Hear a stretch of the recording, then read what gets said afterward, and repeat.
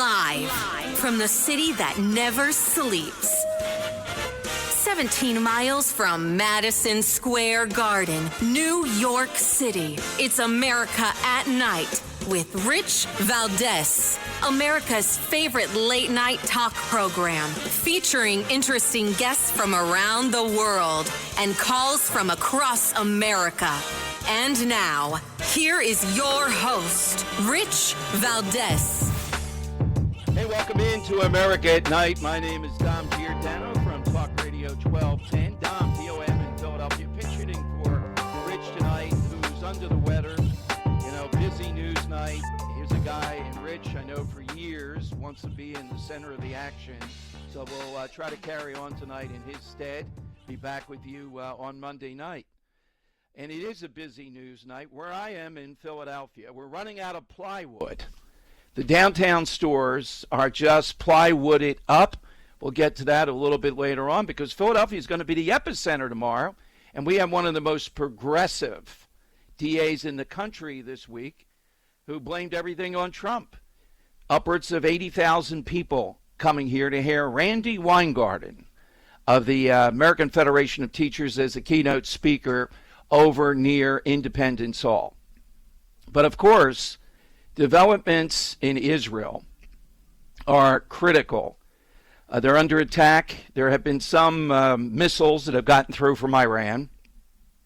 But more, it's the attack on President Trump and this wing of MAGA, if they are, that says that Israel is drawing us into a world war. I just saw one, Jedediah Bila, saying, Israel, I will not send my son to fight for you. What are these people talking about? We're not going to war in that sense with Iran. I'll lay out the case because it's obvious. I've been to Israel with a bunch of listeners, why this needed to be done.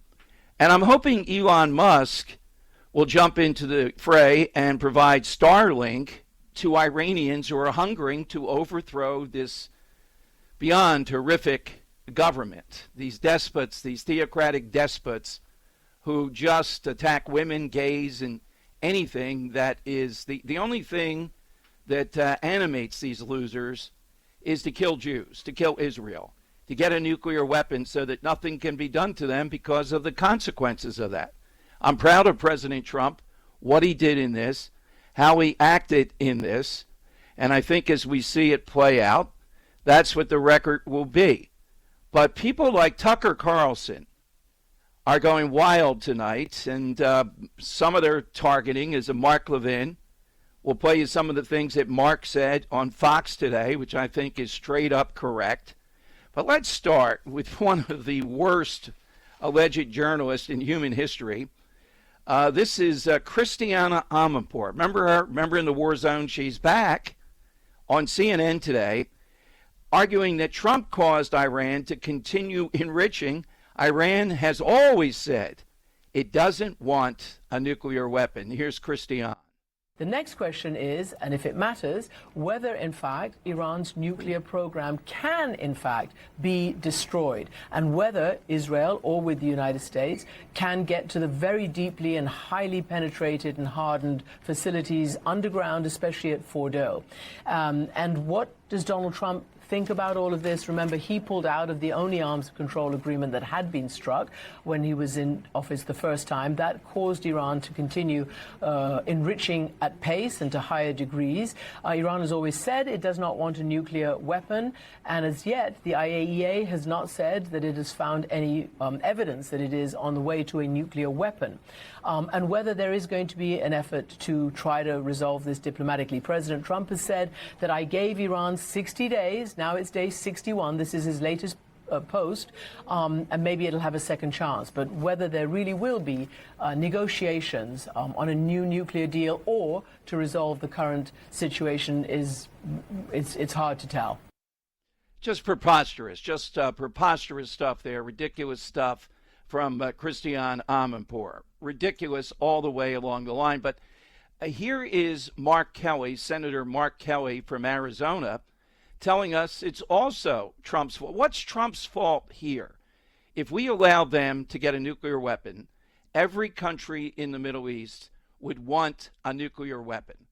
That's what we're dealing with. Can you imagine that proliferation? They have the money, Saudi Arabia, Qatar, all those places, to buy one. Then we have a catastrophe in the waiting. Here's Mark Kelly. Well, Jonathan, I think we need to just consider for a second how we got here. I mean, that's what I was thinking about last night. I mean, you've got to back up all the way to the Obama administration, where they put in the nuclear deal, the JCPOA, Joint Comprehensive Plan of Action. And that reduced the enrichment of uranium and the type of centrifuges that Iran was allowed to have to make just fuel-grade uranium, below 4% enrichment. And then in 2018, when Donald Trump was president in the first Trump term, he terminated that agreement. At that point, Iran did not have the amount and the quality of uranium to make a nuclear weapon. And my view is that was a colossal mistake. And then over the years, they have increased the amount of uranium. All right, there is Mark Kelly making a sad case. I'm looking at a column from a friend of mine, Bill O'Reilly. It's likely over for the Islamic terrorists in Iran, but they don't know it yet. The Israeli Air Force was able to bomb multiple sites.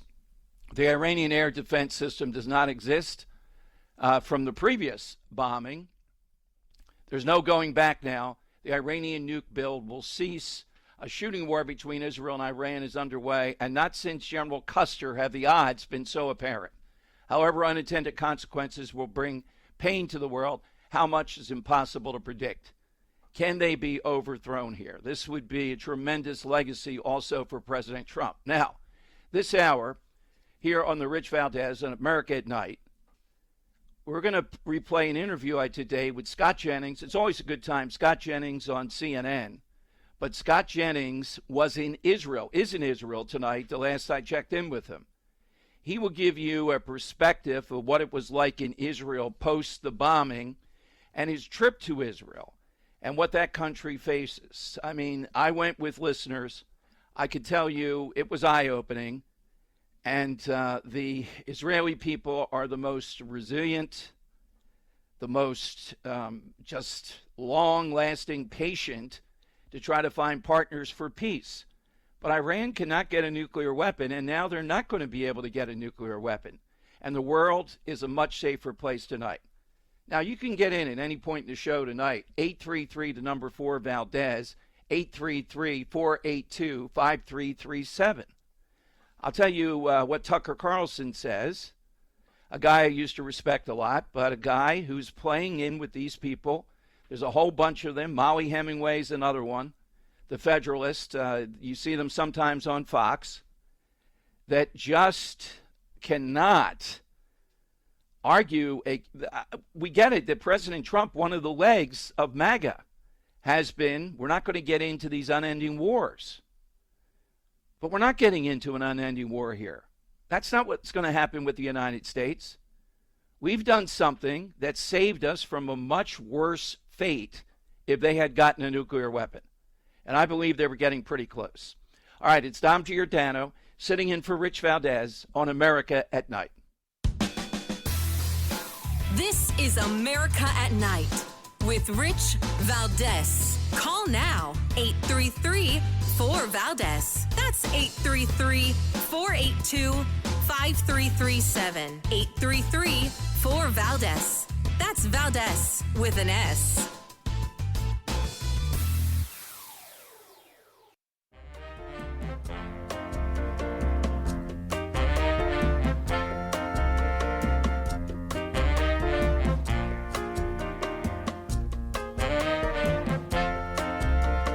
Thank you, Rich, and thank you for everything. I know you very well, and I listen, but I have a lot of people that listen, and they love your show, and I appreciate it very much. America at Night with Rich Valdez.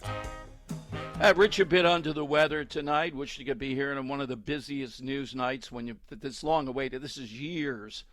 This attack on the Iranian nuclear facilities and long-range missiles. Dom Giordano, maybe in a city that's poised for an attack tomorrow. I'm in Philadelphia, native, Talk Radio 1210, and it is stunning. I'll get into that a little bit later, some of the preparations and what's going on here. But what's going on in Israel, we have What a way to die. A woman was killed when a weapon fragment in Israel fell to the ground in the Israeli city of Ramat Gan.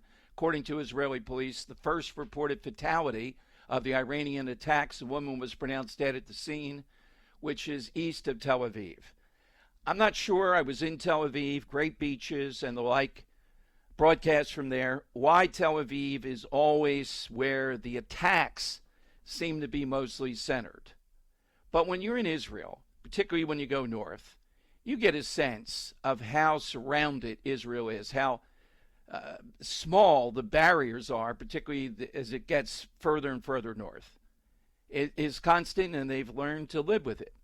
All right, here's Mark Levin rebutting some of the, as he sees it, and in many cases correctly, anti-Semitic elements throughout the West that are condemning Israel defending itself tonight, and I might add, by their defense, increasing our security.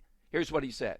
Why do they do this, Mark? Because they should be praising Israel for being so brave, for having intelligence to know where these nuclear items are, to be able to target those sites. They should be praising Israel for knowing where these ballistic missiles are. They had 2,000 of them before this strike. Maybe all of them are gone. Some of the masterminds behind all of this are dead this morning. Yes. One of them was very involved in October 7th. So why can't the rest of the world get behind Israel and support Israel for saving all of our lives?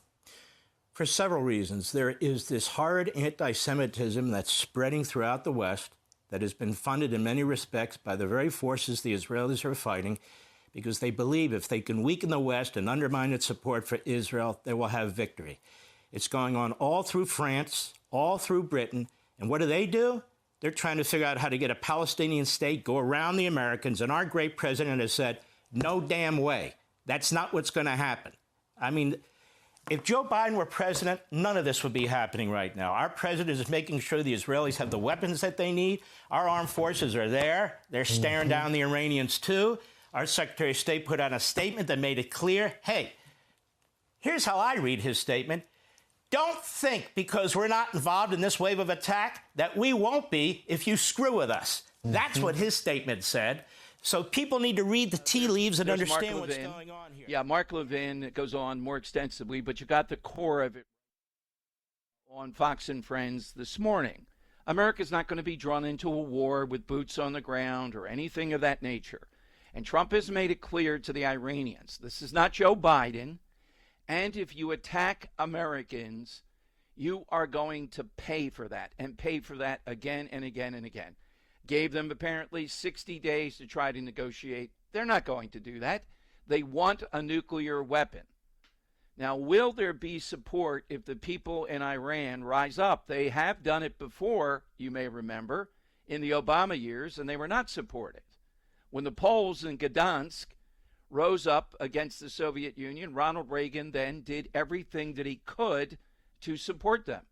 And ultimately, we saw what I think is the greatest achievement by a president, even though it didn't happen during his presidency, weakening and ultimately bringing down the Soviet Union. Can it happen in Iran? I realize it's not the easiest thing in the world, but could they make a misstep here and continue to go down this and suffer devastation by the Israelis and economic devastation, which they're already on the ropes? Absolutely, that could happen. You got to believe in that. And I'm not saying that regime change is the goal here. I am saying Tucker Carlson is disgraceful and ridiculous in these comments tonight, saying there are people who want peace and there are warmongers. And if you think, as I did, and Mark Levin just mentioned, that this benefited the West, that's what the real uptick of all this is, then according to genius Tucker Carlson, you are a warmonger. That's what's being talked about tonight. I can't tell you. I mean, I was on his show when he was on Fox, and I've had him on, and he was very cogent. You may remember the Fox show. But on this issue, there's a whole gaggle of these people associated with MAGA that, particularly on Twitter now, are saying they're off President Trump. You're not off President Trump now. Trump did the right thing. And Ainsley Earhardt mentioned something there, how clever the Israelis and Trump were in getting the element of surprise. In other words, The Netanyahu people put out he was going to go on holiday to Galilee. I think one of his sons was graduating. The War Cabinet was meeting about October 7th. They were not. They were meeting about this. Trump gave no signal that anything was up. They played it beautifully and aided and abetted by the system that, by bombing previously, had been degraded, the Iranian missile defense system. They were able to inflict damage here that I think is real and has taken away their ability to have a nuclear weapon for some years to come. Now, does that mean they won't try again? Of course they're going to try again. But there's breathing space here.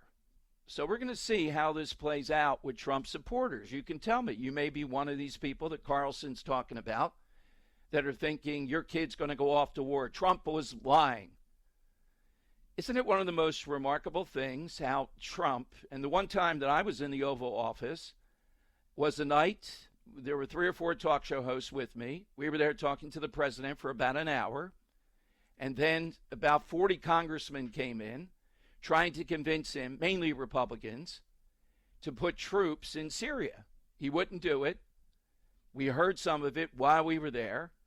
And he's been very consistent in not putting Americans and American lives in harm's way. But on this, allowing them, based upon the best intelligence, to get a nuclear weapon, and this idea, well, we have nuclear weapons, why can't the Iranians? Because they're crazed, theocratic murderers up and down the line. They are stone cold, crazy, and evil. You know it, and I know it. So no, they can't have a nuclear weapon. And also in the Middle East, it would result in an arms race that would be unbelievable, further threatening the world. We'd have to pay attention to them. Oil supplies, of course, the markets, the reaction is what you would expect. Hopefully, within the middle of this week or so, that will calm down and we'll move forward. It always does. And we're going to see what the Iranians are up to next. Do they launch terrorist attacks? Are we going to see attacks upon Jewish Americans, as we have seen? Tomorrow will not be here in Philadelphia solely about deportations. It will be the Free Palestine mobs tomorrow. They may even clash with the people there about illegal aliens being deported in downtown Philadelphia. This division is a good thing. We'll see how it plays out. Democrats are afraid of the Free Palestine mobs more than they are of the support of illegal aliens mobs, because those mobs go after Democrats too, politically. All righty, 833, the number 4 Valdez will get you in. 833-482-5337. Are you a warmonger, according to Tucker Carlson, or are you someone who sees this as clearly as I do, that what was done here was done incredibly precisely, and yes, they did take out nuclear scientists for Iran, sending a message, you want to build bombs to kill the world? We are going to take you out. I think that's a moral decision. All right, my name is Dom Giordano. I'm sitting in for Rich Valdez on America at Night on Westwood One.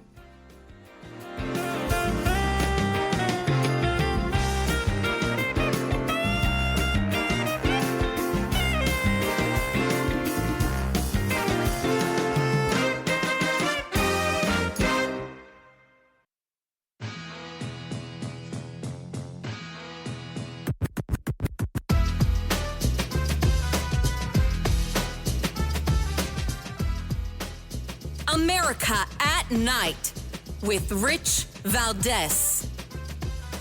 That is America at Night with Rich Valdez on a big, big news night. Thrilled to be with you any night, but particularly tonight. Dom Giordano, D-O-M, Dom, from Talk Radio 1210 in Philadelphia. I had the opportunity to interview my friend Scott Jennings today in Israel as this was happening, and this was around the time when they were assessing the attacks and everything else. And Scott Jennings on CNN is a breath of fresh air there. He's the 10 o'clock show particularly. He's propping that up big time to see him bring common sense and logic to CNN. Here's what Scott Jennings told me today from Israel. Scott Jennings from pretty much all over CNN. Hey, Scott, thank you so much. I know what it's like when you're traveling in Israel to do something else, but we really appreciate it.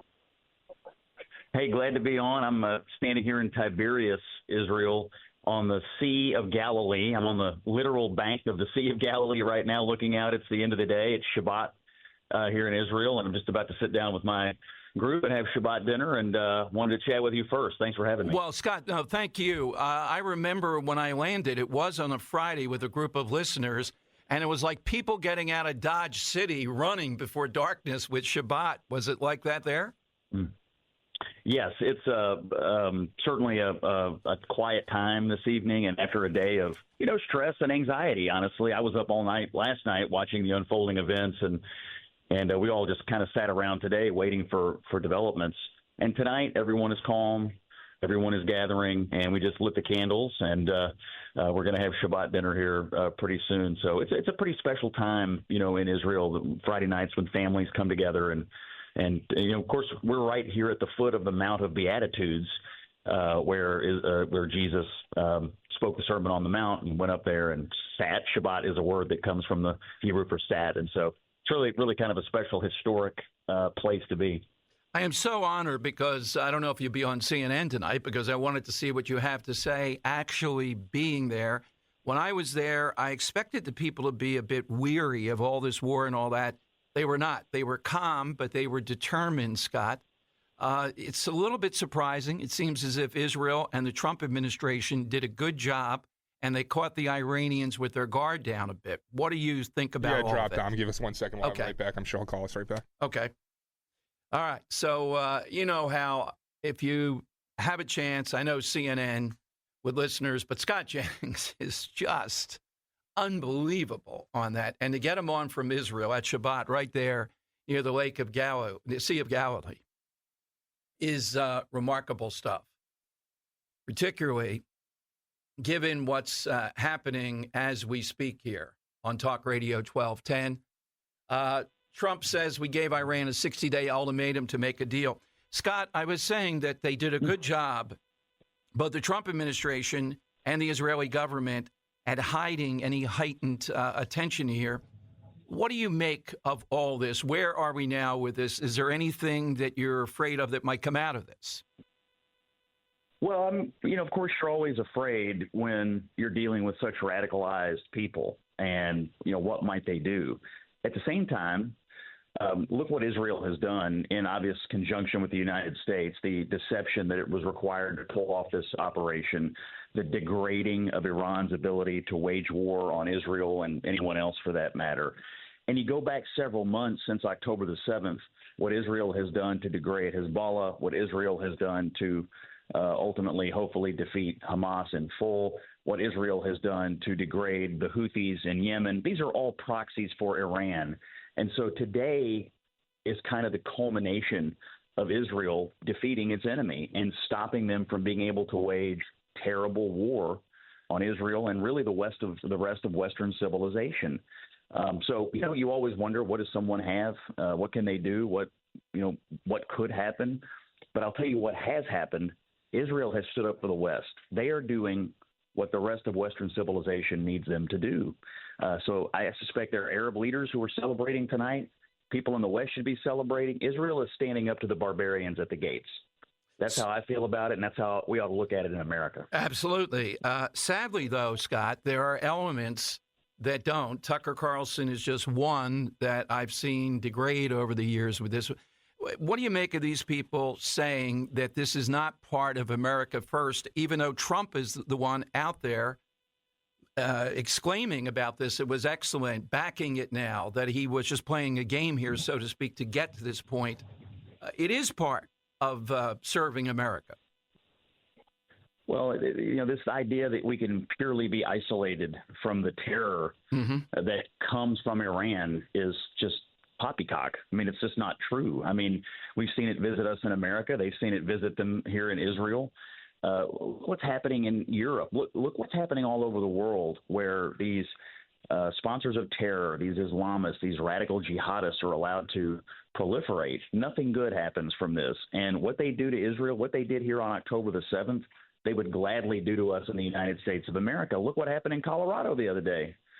So this ideology has to be defeated, and the protection of the United States starts by defeating the people who are the originators of it, which Israel is doing right now. So I totally disagree with the people who are saying that we have no interest in this. We have every interest in it, and of course Israel is the one doing the fighting, and we should be grateful that they're willing to take these people on. We don't have any boots on the ground here. We're not materially involved in this militarily. Our people are not in harm's way.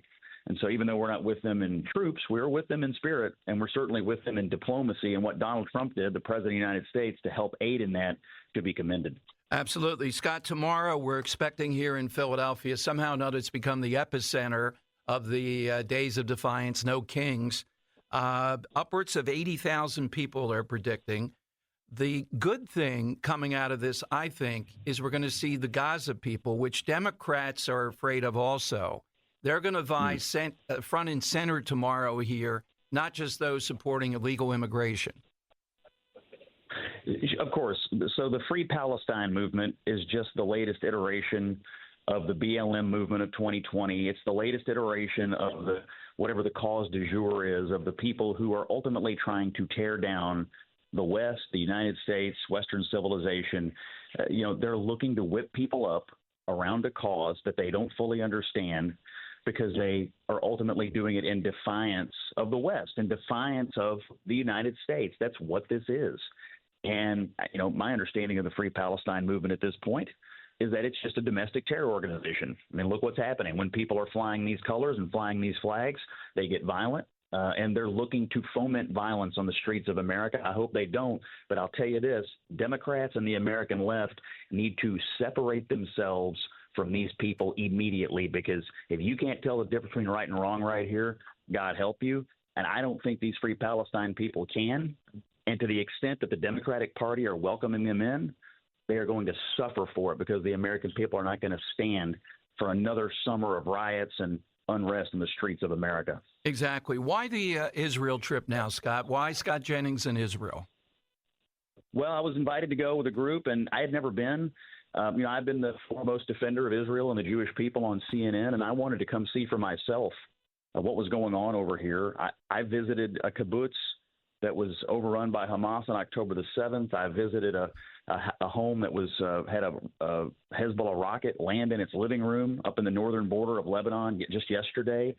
I've gone all over this place to try to understand what they're living through since October the 7th, the terror. I went to the site of the Nova Music Festival and talked to people and tried to understand just the inhuman behavior that occurred there that day. And so I came here, frankly, to fully absorb what is going on in this world. I think we are in a fight for Western civilization. This is the front line, and I wanted to see for myself, and I'm glad I did it. Absolutely. That's exactly the feeling I had when we took listeners there. Will we see you on CNN today, Scott? No, I'm not due to be on tonight. We've got our war correspondents and our foreign policy people that I know of. Now, things could always change, and I'm trying to get home this weekend, although the airspace and the airport are closed. So we'll see when I make it back. I'm hoping to get back to New York next week and get back on the air so I can fully share my experiences. But I'm going to keep inputting and keep posting on X. And as I see things, I'll report. I've got a couple of other posts that you can get on my X account that I'm going to put up this weekend from some visits that I made. I was trying to do it not in real time for security reasons. But honestly, some of the things I saw here, the people I spoke to, the things that I bore witness to in the aftermath of the terror of October the 7th, I will never forget it. And if anybody doesn't believe that they wouldn't visit this same kind of depravity on us in the United States, don't believe it for a minute. Remember, when they chant death to Israel, they then say death to America, and that's exactly what they mean. Exactly. Where do we follow on Twitter, Scott? At Scott Jennings KY, at Scott Jennings KY. Follow me there, and I try to use that as my principal source of information distribution. So at Scott Jennings KY, and God willing, I'll be back in New York and back on the air next week. I asked you that question. My wife said, I don't care whatever else she asked him. I want to know when Scott Jennings is going to be on at 10 o'clock at night. I set my watch by it. Well, I appreciate that. Tell her thanks for watching, and we'll get back to the States and get back to work here. But I'm so grateful to be here. The people of Israel, by the way, no matter where you are, rural, urban, everywhere I've gone, people who've lived through unspeakable acts are the most hospitable, nicest, gracious people. I have been treated here as well as I've been treated anywhere in the world, and so I really feel a kinship with the people here in the country. And of course, as a Christian, being here where so many of the things that happened in the Bible and are seminal moments, in your upbringing, like to be where it happened, to witness these things, to walk on the same ground is pretty remarkable. So it's been a great trip. Absolutely. Glad you did it, Scott. Scott, thank you so much. Safe travels, and we'll see you next week. All right. Thanks for the time. All right, that's Scott Jennings. Dom Giordano sitting in for Rich tonight. Here's how you get in. Give me your reaction. 833, the number 4, Valdez. 833, the number 4, Valdez. This is America at Night with Rich Valdez. Call now, 833-4-VALDEZ. That's 833-482-5337. 833-4-VALDEZ. That's Valdez with an S.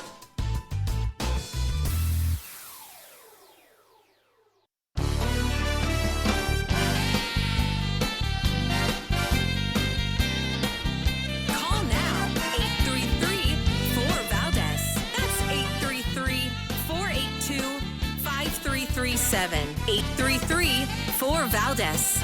That's Valdez with an S. All right, Dom Giordano. Dom sitting in for Rich tonight, who's under the weather, and we'll be back. Busy news night. He hated to miss it, but he'll be back with us shortly. As we just heard, 833, the number 4, Valdez. Let's go to Paul in Boise, Idaho. Paul, welcome to America at Night.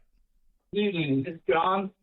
Dom, D-O-M, and from Philly. That's right, Paul. Yes. Dominic, you're Italian. Yes, I am. Yeah, I grew up with Italians, mostly Sicilians. I was a fisherman for a long time. Oh, okay. Very good. Great people. Wonderful food, family-friendly people. I'm not a peacenik, and I'm not a warmonger, but I'm not a realist either. When there's a need that has to be done militarily, I leave it up to the professionals. I saw a professional act today, and it was more than one act. It was more like 5 acts, one after another, after another, after another, after another. Now, I don't want to put the cart before the horse, but who's to say with the Chinese and Putin, the madman, is not going to deliver nukes to Iran after the smoke gets cleared? It's a possibility, and I thought. Why wouldn't they have done that already, though? I think they see this as a losing situation. They would hope that Iran developed it on their own. Paul, I don't think they're going to be engaged with Iran here. I think Iran has a lot more to worry about when it comes to its own people. Thank you, Paul. And will Elon Musk provide Starlink, since they've shut down internet, everything else, of course? They're in a dead zone in Iran again. That's the thing that encourages people to know they're not alone. Now, these things are a long shot. There's a reason why, all the way back to the Shah of Iran, when they deposed the Shah, that these mad mullahs have been in charge, just spreading destruction every day of their life, attacking Americans with Hezbollah, Hamas, and all their agents. I think they know with Trump, though, if America is attacked by these elements and their fingerprints are all over it, the devastation is going to be unbelievable. We could do that in a heartbeat, and I think we should. But I don't think they're going to risk it. I think they have enough trying to make themselves believe they're effectively fighting back against Israel, which they are not, and trying to hope their economy, which is horrible, can survive from people rising up. I mean, the Soviet Union went down, and there was a point, you may remember, during the Obama years where the Iranian regime was on the ropes. But Obama didn't have the heart to aid and abet the people that were in the streets. Obama, are you with us? Reagan did with the Poles in Gdansk and the shipyard strike. Facing down the Soviet Union a little bit harder than facing down these guys. So we'll see.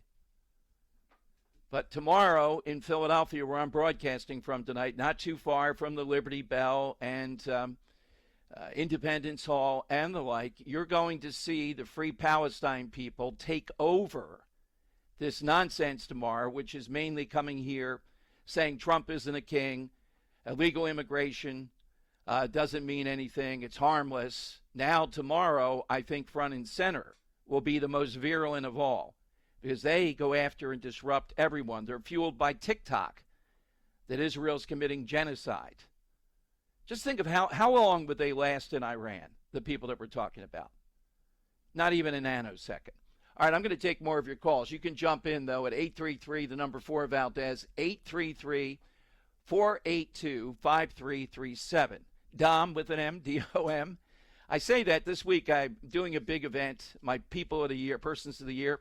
I had to get plaques made, and on my Twitter at the top, it said just kind of a catchphrase, at Dom Show 1210, it says Dom Time. So I went to a store. The guy was great, ready to make up the plaques. And what does he put on them? Don, D-O-N, Giordano's 2025 Persons of the Year. It's an epidemic with the Don. I'm not a Don. It's Dom, D-O-M, Giordano, sitting in for Rich Valdez. This is America at Night with Rich Valdez.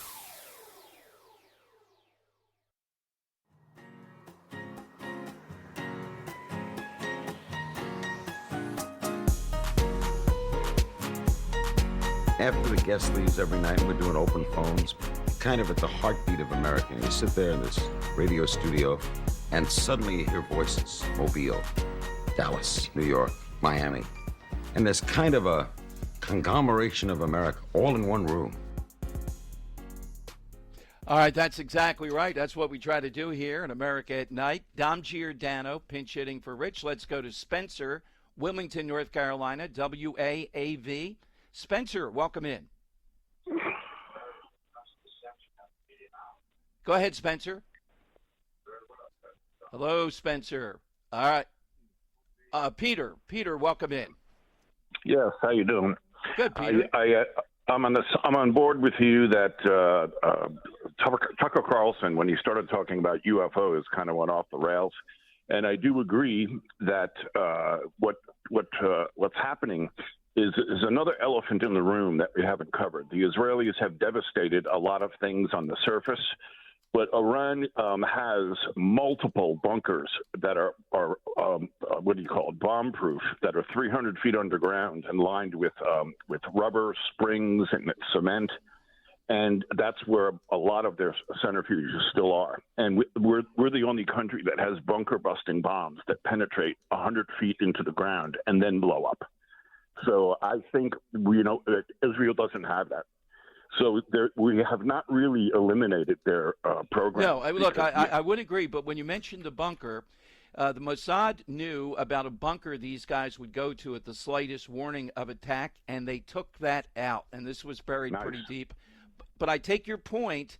We haven't gotten fully to the bottom of it. Thank you. Thanks for the call. But what we have done is degrade it for the near future. It is buying time to try to, and President Trump arguing maybe Iran now wants to cut a deal after this simmers down. That could be the case. What kind of deal can you cut with them? But maybe they're going to have internal pressures that are going to make it very difficult for them to do too much else. That's what I'm hoping. Elon, get that Starlink there. Get it into Iran. Help the people. Obama, can you hear us? Well, Trump is. My name is Dom Giordano from Philadelphia, sitting in for Rich Valdez. It's America at Night on Westwood One.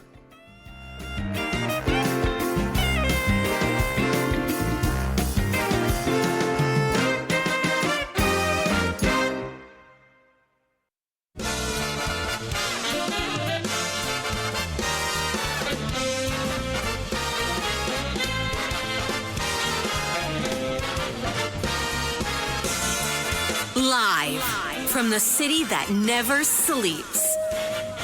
17 miles from Madison Square Garden, New York City. It's America at Night with Rich Valdez. America's favorite late night talk program featuring interesting guests from around the world and calls from across America. And now, here is your host, Rich Valdez. All right, Dom Giordano sitting in for Rich tonight, who's feeling under the weather and a busy due night. Apologizes for that. He'll be back with us shortly. And we have more news. We'll play a little bit of the fourth wave of Iranian missiles coming in. Now, you're going to hear in the media, I'm looking at some coverage of this, saying, oh, well, this vaunted, the Iron Dome. I was in Israel when Scuds were fired. Nothing currently, I don't even know if we have the capability to hit down everything when you have these drone attacks and hundreds of missiles coming in. But I do believe it is very effective. The head of the Israeli Defense Forces said, though, hey, the defense is not hermetic, meaning not hermetically sealed. It's essential to continue following the instructions of the home front command when you hear those sirens to take cover. So, of course, some are going to get through. Is that going to deter Israel? No, I think they'll just ratchet it up. Is this, Rich, a CNN report? Here is a news report of the current status with this fourth wave of Iranian missiles coming in. Imagine what we are seeing right now is yet another attack, another launch on Tel Aviv, and we're seeing more projectiles now launching on Tel Aviv, which will likely be intercepted by this Iron Dome. But again, this is more intense. This is more frequent than what we have ever seen before between both Iran and Israel. Yes, it is. And it's kind of sobering, I guess, to just reflect that the first time we saw an exchange of fire, if you want to call it that, between Iran and Israel, that was unprecedented. Yeah. And now we're seeing it again in this environment after this attack by Israel on Iran. It does take a long time. It depends on the kinds of munitions that are being fired by Iran. It can take time for some of it to reach Israel. Yeah. So is this a new wave? Is this the same wave is an important question. You're right, the Iron Dome is very, very effective. We are seeing video on social media and things from Tel Aviv that does suggest that there have been some of those Iranian munitions have caused some kind of damage.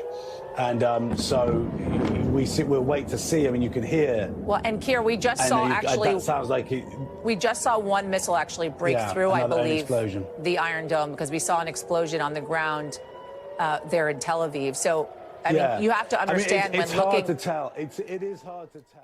All right, so that's the very latest. We'll keep you updated as things develop. You know, they're 7 hours ahead there. So we're dealing with, I guess daylight sort of at this point. But this will go on through the weekend. Again, the Iron Dome is not hermetically sealed, but it is incredible. And there will be some that get through, usually around Tel Aviv. When I was there, that's the area that they usually fire away at. All right, well, all this is going on, and we'd love to get you on board. The thing I'm centering on around this are people like Tucker Carlson and others. Carlson has turned on President Trump by accusing him of being complicit in Israel's attack on Iran. He said, despite being complicit in this act of war, the president hopes last night's event will help his ongoing nuclear negotiations. The American military may not have physically perpetrated the assault. Years of funding and sending weapons to Israel, which Donald Trump supports, bragged about on Truth Social, undeniably placed the U.S. at the center of last night's events. This guy has been incredibly out there. MAGA does not say we don't use American power. We don't try to head off evil so that we don't have a worse situation where we would have to deal with it. These other countries wanting to get nuclear weapons, and they would do it if Iran has a nuclear weapon. That's the consequence. But you do have this whole splinter of these right-wing influencers, I know a few of them, that are way off the mark. And it borders on anti-Semitism. Mark Levin on Fox and Friends, we played you a little bit of that. We'll play some more, kind of highlighting that. 833, the number 4, Valdez, gets you in. The other thing going on, though, is that I'm in Philadelphia, and tomorrow we're expecting about 80,000 people coming here. That seems to be a little bit high, but it tears your heart out to see these mobs coming to where I am. You may be expecting it around the country, but Philadelphia is the epicenter tomorrow. And a couple of things. It started out that it was going to be about the illegal aliens among us and the deportation policies of President Trump and L.A. and all that. But now, in the last 10 hours, 15 hours, it's morphed into the Free Palestine people more taking center stage, and they're even wilder. So Philadelphia, downtown Philadelphia, plywood up, all plywood. I had this call today from a woman whose son was being married at a very prominent location in Philadelphia, the Crystal Tea Room, Strawbridge's, downtown, and the church there. And we have a system in Philadelphia where they believe the police, some of the police leadership, and the DA, who's a very progressive, one of that progressive school that's been elected, you're allowed to block traffic. You're allowed to make people miserable, even if they're going to a wedding. Your wedding doesn't matter. That doesn't matter. One of the most sacred days of your life. Why? Because we want to get in your face and give us this message. And now, it's not primarily, or it's very close to being about illegal aliens. It's about Israel. It's about anti-Semitism. It's about Free Palestine. So we're expecting in Philadelphia just unbridled chaos here. Randy Weingarten is going to lecture us from near the historic sites on democracy, the head of the American Federation of Teachers. She's the woman who wouldn't let kids go back to school. Remember during COVID? She was in that loop with the CDC director, and when they were ready to send kids back to school after too long of a period of time, she put her foot down and it was stopped. We all remember that. These are the very same petty tyrants during COVID that wouldn't allow life to get back to normal, and now they lecture us about democracy. So this is going to be incredible in downtown Philadelphia. And as I said, the wrinkle is that now with this attack on Iran and nuclear facilities, we're going to see the Free Palestine people take the center stage. And Democrats don't want that because with the illegal alien mobs, they usually think the Democrats are on their side. They're mainly going against Trump, he's no king, and all that. The Free Palestine people are more indiscriminate. They're against everybody. Everything's a genocide. They're actually in the sign of the mullahs who would kill them en masse in a second. We all know that. They get their information from TikTok, or they don't care, or they're anti-Semitic, anti-Israel, anti-Jewish, whatever you want to call it, up and down the line. They seethe with this. I bet somewhere in Philadelphia right now, they're just, coming out of bars or wherever they are, just getting their courage up tomorrow to wreak havoc. All right, so I'd love to get you on board. We're covering any other developments. As I said, Israel's 7 hours ahead, give or take. So we're seeing wave after wave of Iranian, it's drone related. Some of them are going to get through. We don't think the damage is overwhelming, although one woman reported dead. I told you what the Israeli Defense Forces said, which is, hey, we're not hermetically sealed, so you have to follow directions on this. When I was there, in Jerusalem was shown, every home was demanded they have their own air raid shelter. Imagine in your home if you had to have a home air raid shelter. Because, and this is back several years ago when there wasn't as much going on. Imagine every day in Israel having to deal with this, being surrounded by this, being surrounded by these countries sitting on oil. But they're all losers. They repress their people, they repress women, they repress gays. They're losers. They have the most precious, arguably, commodity in the world, sitting on oceans of it, and they're still losers. That's what we're facing. And Tucker Carlson is way out of line, and these MAGA influencers, I don't think are going to be able to influence Trump on this. All right, phone lines, 833, the number 4, Valdez. This is America at Night with Rich Valdez. Call now, 833-4-VALDEZ. That's 833-482-5790. 5337 833 4Valdez. That's Valdez with an S.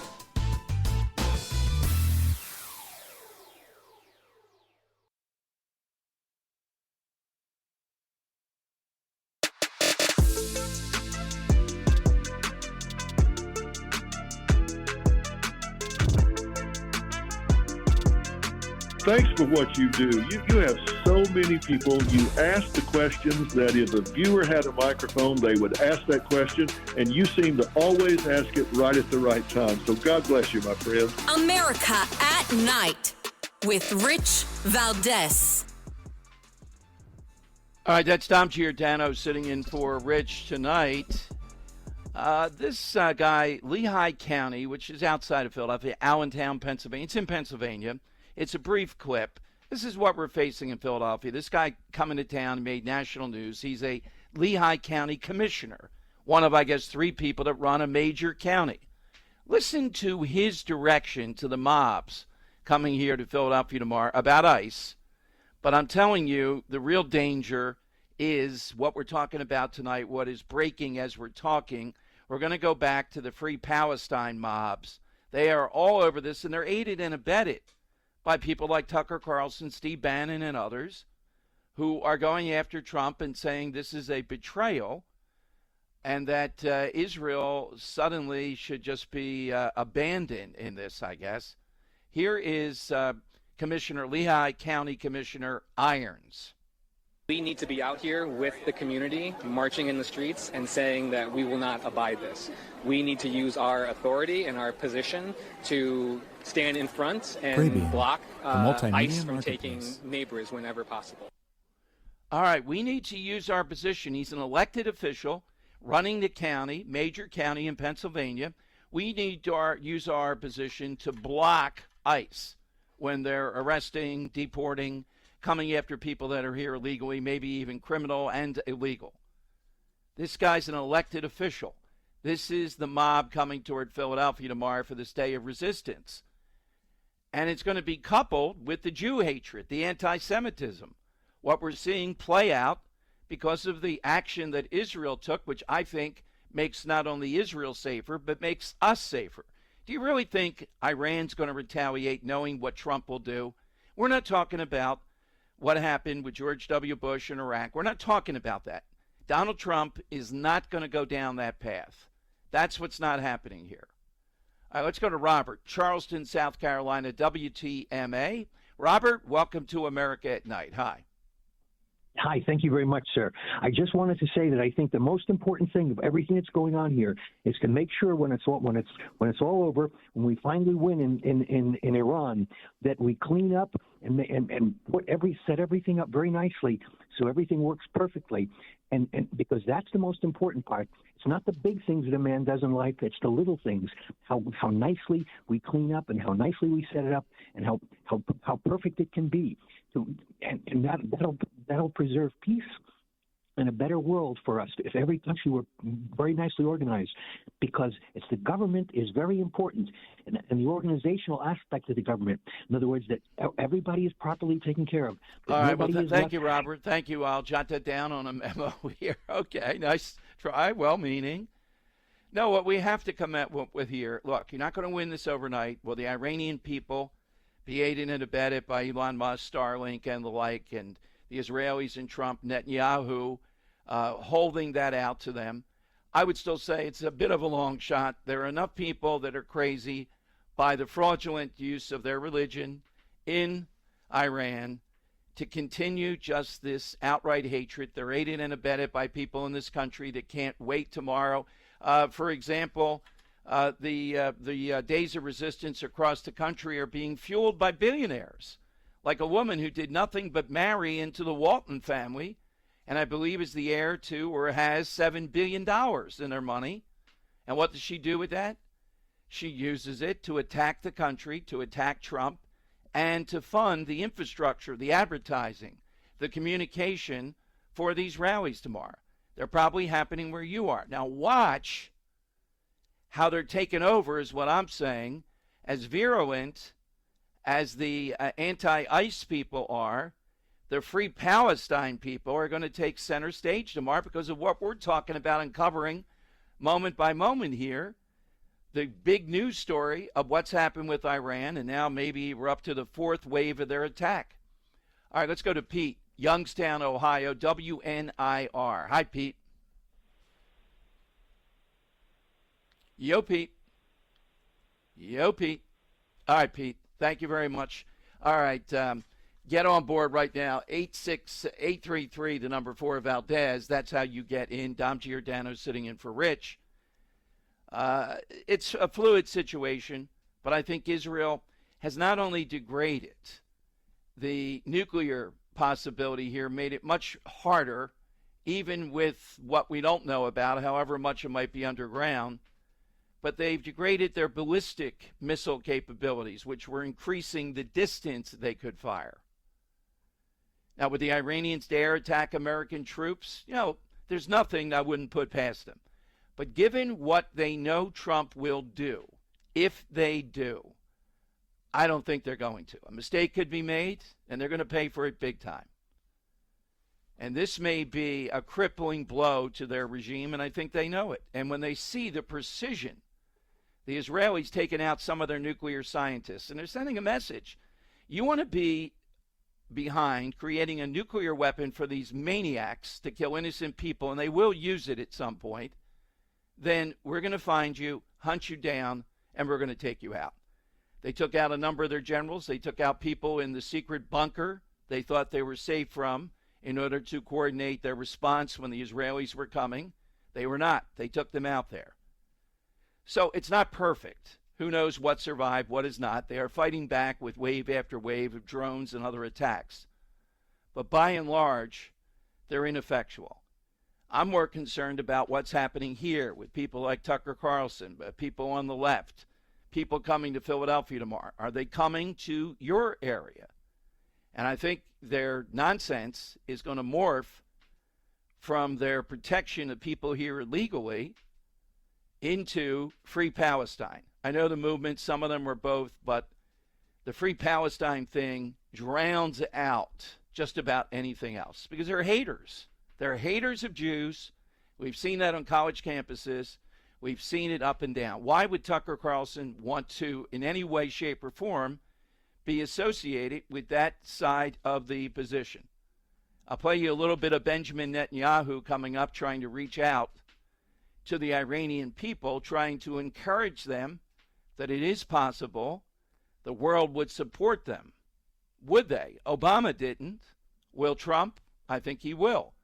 If there's an opportunity here to push back on this, I think he'll jump at it. 833, the number 4, Valdez, V-A-L-D-E-S.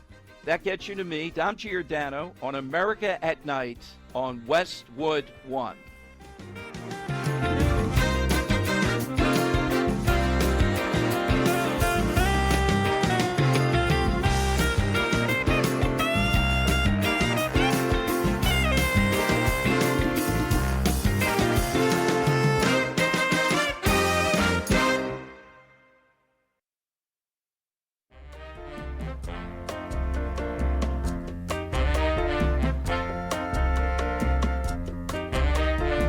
You have great guests on, and not only are they great, but they have the...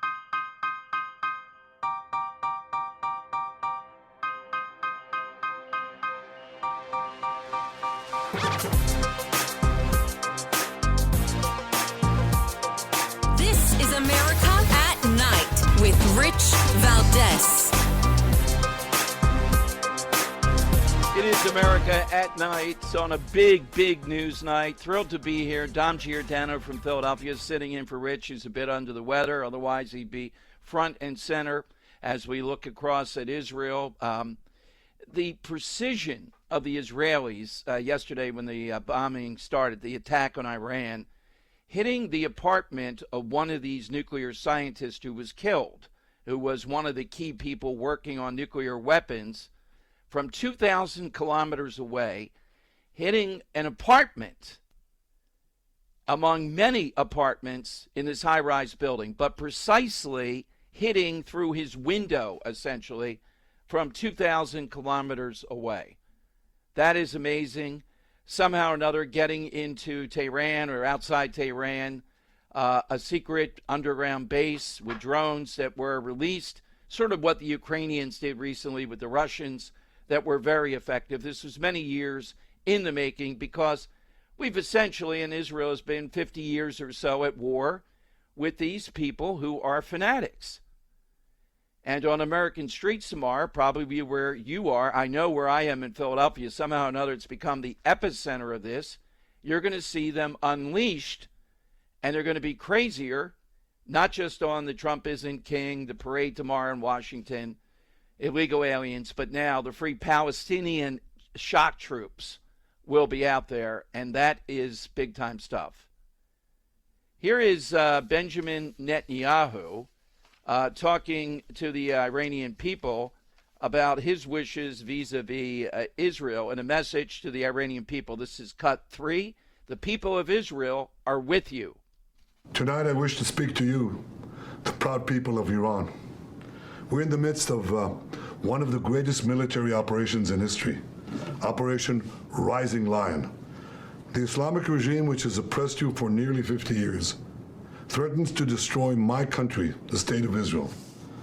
The objective of Israel's military operation is to remove this threat, both the nuclear threat and the ballistic missile threat to Israel. And as we achieve our objectives, we're also clearing the path for you to achieve your objective, which is freedom. In the past 24 hours, we've taken out top military commanders, senior nuclear scientists, the Islamic regime's most significant enrichment facility, and a large portion of its ballistic missile arsenal. More is on the way. The regime doesn't know what hit them. They don't know what will hit them. The nation of Iran and the nation of Israel have been true friends since the days of Cyrus the Great. And the time has come for you to unite around your flag and your historic legacy by standing up for your freedom from an evil and oppressive regime. It has never been weaker. This is your opportunity to stand up and let your voices be heard. Woman, life, freedom. Zan, Zandegi, Azadi. As I said yesterday and many times before, Israel's fight is not with you. It's not with you, the brave people of Iran whom we respect and admire. Our fight is with our common enemy, a murderous regime that both oppresses you and impoverishes you. Brave people of Iran, your light will defeat the darkness. I am with you. The people of Israel are with you. All right. I think President Trump is. President Obama did not issue a message like that the last time. Way back then, there was an opportunity. And yet I heard Netanyahu on CNN attacked for this. How dare he lecture the people of Iran? Does that sound like a lecture? Or does it sound like an inspirational speech? Go get him. Here's your opportunity. We'll do anything that we can to support you in this. Not easy. They're murderous. They're crazed by their version of a religion. And they are repressive beyond belief. They are a menace to the world. And with a nuclear weapon, they become intolerable. We already have to deal with North Korea with a nuclear weapon, which it makes it much more difficult to deal with. In that region, it would result in unbelievable arms race, Saudi Arabia, Qatar, and all these others getting nuclear weapons. They're not going to sit there and have that threat from Iran. They're already a menace beyond belief. And yet we have people in this country saying, well, what about us? Why can we have nuclear weapons? Because we're the good guys. That's why. How do you like that? This is an evil dictatorship second to none. And we see the repression every day.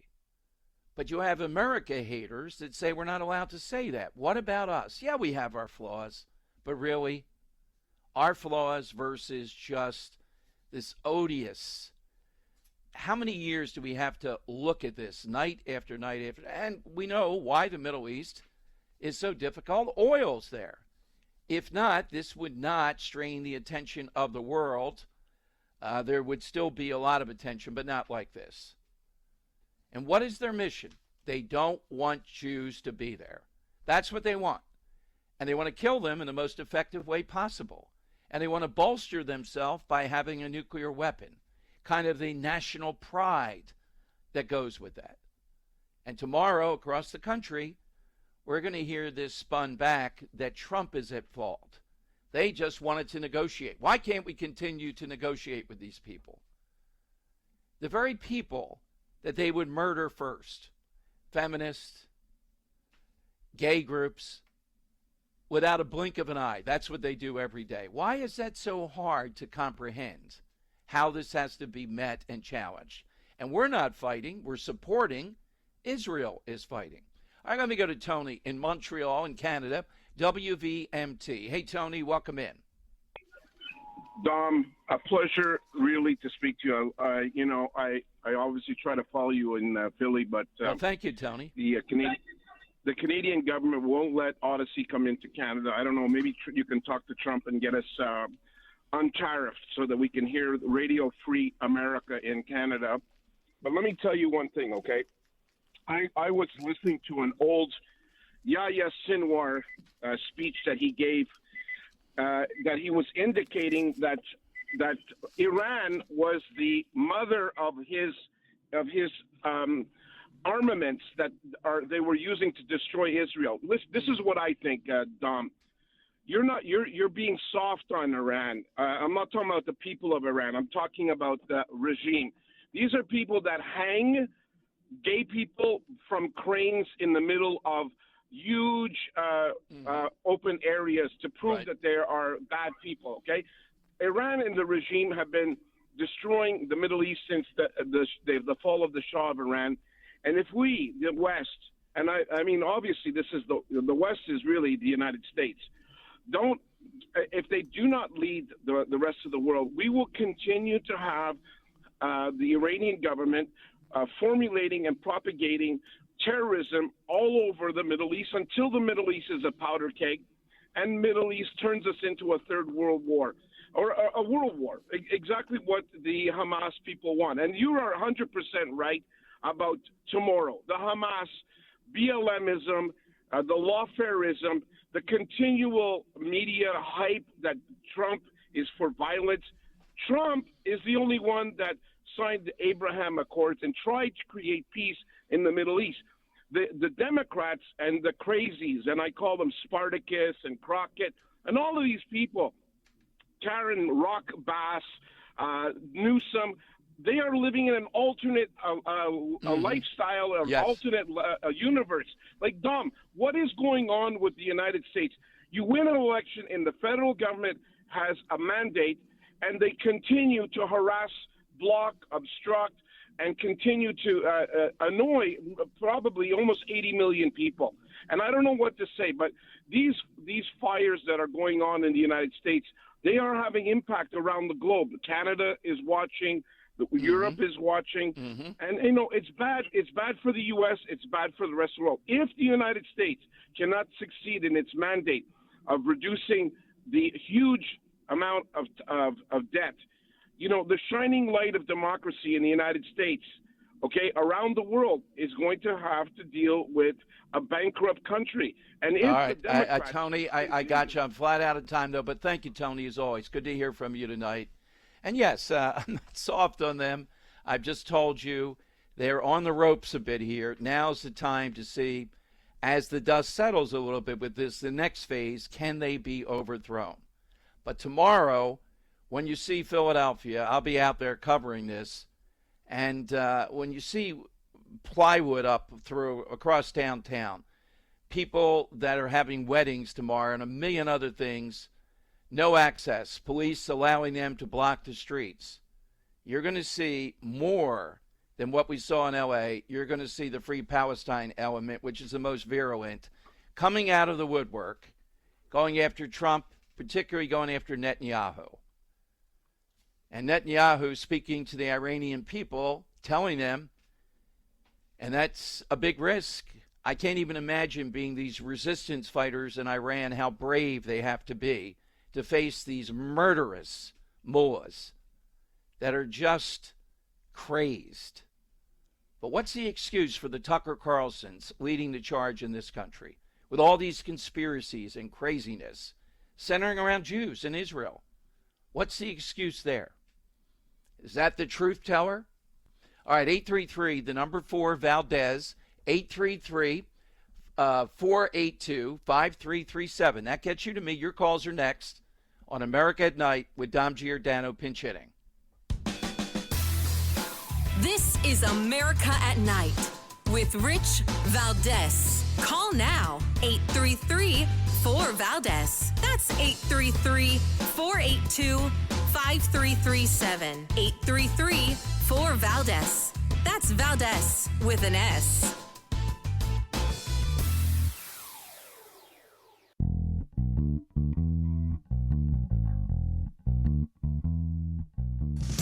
This is America at Night with Rich Valdez. It's Dom Giordano sitting in for Rich here on America at Night. During that break, looking at footage in downtown Tehran, thousands, if not 10,000 people or more in the streets, party atmosphere very well lit, celebrating the attack on Iranian nuclear facilities. It's a strange thing in Iran. We do see how repressive it is, how afraid people are. But then at moments like this we've seen in the past, there are spasms of people coming out and engaging in this. Does that offer us hope that they can do something? And these repressive regimes that are fueled by religion are often the most difficult to overthrow, to get out of there, because you got to believe significant numbers of people agree with this, as revolting as it is, as difficult as it is. So it's heartening, and I think you're going to see more and more of this as we and the Israelis ratchet up more pressure on this regime. Now, again, that's not the end game. The end game is to stop them from having a nuclear weapon. But if they're in a bad spot right now, and this helps to increase pressure on them, well, that stops them from attacking the rest of us. So we're going to see if they do dare to reach out and try to attack us. Hey, one thing I haven't had a chance on America at Night, Rich's show, to address tonight is this situation that's out of control here with this Senator Padilla in California. I've done events like, not what Christine Ohm was doing, she's a public official, but I've done events that are sort of public, and you have people show up to disrupt them and say, what about their freedom of speech? This guy was a clown. This was a theatrical presentation. They did the right thing by getting them out of there. And we're seeing countless times these members of Congress like Maxine Waters and Padilla, we're seeing them try to disrupt, try to say, this is official business, I'm from Congress. Well, that doesn't mean you can just barge into anywhere that you want. This was a credentialed news conference with alleged journalists asking questions after Noam made her statements. If you want to meet with her, she said she'd be happy to do it with Padilla. And he was unable to be controlled, so they handcuffed him. And seeing Spartacus, Cory Booker from New Jersey, running for president on stuff like this, going wild today, it's just more of the theatrics that we're forced to see. And tomorrow, you'll see a lot more of them. But they're not winning on this. They're definitively not winning. The polling and my own instincts indicate when it comes to L.A., that is a huge loser. Are they going to win these mobs tomorrow on Free Palestine? Genocide by Netanyahu? Is that a winning issue? No, it's not. The polling indicates that. And in Philadelphia, the plywood industry indicates that. You have to see downtown, some Walnut Street's a nice street in Philadelphia, a lot of really nice businesses, almost completely plywooded up now, expecting the looters. And that's not everyone, but it's at the core of what happens. These are not peaceful protests. They're opportunities to go wild, to harass people, to spew hatred, to rob if you can, and mainly to attack America, and tomorrow to put on display anti-Israel, anti-Semitism writ large, and to do it where some of our most sacred monuments, the most historic square mile in America is here in Philadelphia, where all the monuments are, Independence Hall and the like. And that's where they'll be telling us, lecturing us about democracy. I really pray for the people that have weddings that call me today in downtown Philadelphia and beautiful spots that will have to deal with this. And I hope people summon the courage, if you have a loved one in something like that, going to the wedding and not letting them dissuade you. But they are obnoxious, and it's going to be difficult. All right, final calls and thoughts of the hour coming up. 833, the number 4, Valdez, V-A-L-D-E-S. This is America at Night with Rich Valdez.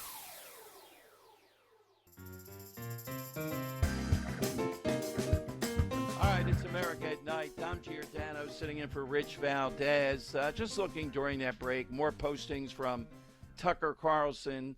Carlson saying his statement on this attack on Iran. The United States should not at any level participate in a war with Iran. No funding, no American weapons, no troops on the ground. This statement says, drop Israel, let them fight their own wars. What happens next will define Donald Trump's presidency. I don't believe the MAGA base of President Trump is in agreement with Tucker Carlson. They see this as a violation of trust, of Trump doing something, getting involved in unending wars or anything of that nature. I think they're going to be with Trump on this. And I think as this continues, you'll see that we're providing, the Israelis are the ones that are fighting. We're not going to be directly engaged. And if Iran dares to attack America and Americans in any way that's direct, President Trump will end this, will end the Iranian regime with an all-out destruction that will be unparalleled. This isn't Joe Biden. I think they know that. Tucker Carlson is way off on that case. He says thousands of immediate American deaths, all in the name of a foreign agenda that has nothing to do with our country. Is that the way that you see it? Or does it have everything to do with our security? Because if they get a nuclear weapon, it's an obvious thing what will happen in the Middle East. They will threaten their neighbors just by having that. Those neighbors have more resources, better governments. They will then in turn get a nuclear weapon. And then we are in the middle of something that is truly frightening beyond belief that will impact all of us. But Carlson on the right, the leftist mobs tomorrow, they don't like Israel, even a little bit. They border many times on anti-Semitism. And we're going to see Trump come out whole through this with a legacy, I think, that helps our position in the world, helps the mission of peace, and makes the Middle East less volatile. I think that's what's happened so far by degrading Iran's nuclear weapons possibility for years, if not longer. All right, so we'll be open to your comments on this. And there are many, many breaking parts to this as wave after wave of Iranian attacks continue. But they're not going to move Israel. And the retaliation, Iran will not be able to deal with. Dom Giordano sitting in for Rich Valdez, America at Night on Westwood One.